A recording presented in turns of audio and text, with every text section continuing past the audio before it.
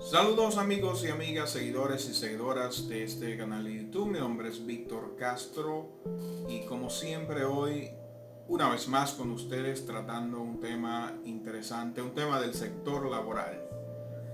Se ha estado hablando hoy de lo que es el salario mínimo nacional, el nuevo salario mínimo nacional que ha fijado la TSS, que es de 15.600 pesos. Y me han estado preguntando muchas personas, confundiendo el salario mínimo nacional con el salario mínimo cotizable de su empresa. Entonces están creando este tipo de confusión. Si ya me preguntan, por ejemplo, el otro día me hablaban de que habían 4 renglones de salario mínimo y hoy me hablan de que hay un salario mínimo nacional. ¿Cuál es la diferencia? Bueno, el salario mínimo que fija el Comité Nacional de Salario a través de la resolución que emite por lo regular cada 2 años, año y medio, o sea, la resolución 1/2021 es la última que fija el salario mínimo. En esta ocasión, basado en el monto de las ventas y el número de trabajadores. Pero eso ya lo explicamos en otro video, ya explicamos cómo era la distribución del salario mínimo. Pero ese salario mínimo que fija el Comité Nacional de Salario es el que se va a utilizar como monto mínimo, salario mínimo para cotizar, para un trabajador cotizar ante la TCS, el salario mínimo que una empresa le puede pagar a un trabajador es ese que emite la resolución del Comité Nacional de Salario.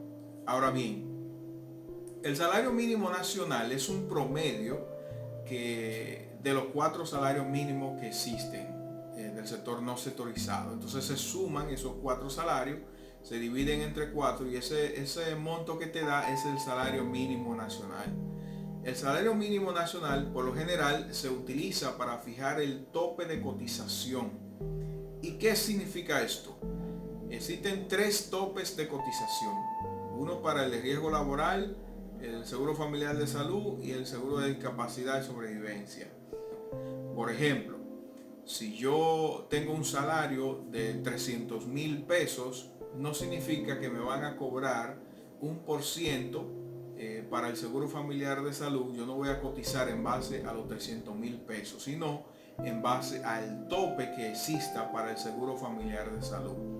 Y en esta ocasión el tope que se ha fijado para el seguro familiar de salud es de 156.000 pesos. Lo que significa que si yo gano 300.000 pesos estoy muy por encima del tope y a la hora de hacerme la deducción se me hará en base a 156.000, no en base a los 300.000.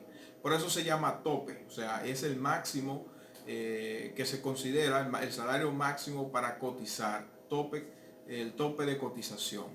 En el caso del salario de riesgo, bueno, en el caso de la deducción para riesgos laborales, el tope que se ha fijado es de 62.400.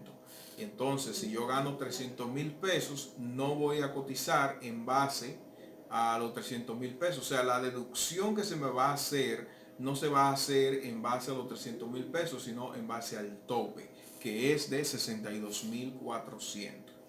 Eso es al día 1 de agosto. Sin embargo, hay otros montos, otros topes que entrarían en vigencia el 1 de enero. El salario mínimo nacional también se utiliza para establecer sanciones, por ejemplo, sanciones cuando dicen fue multado con X cantidad de salarios mínimos. Ese es el salario mínimo nacional, es que se toma en cuenta para fijar esas multas.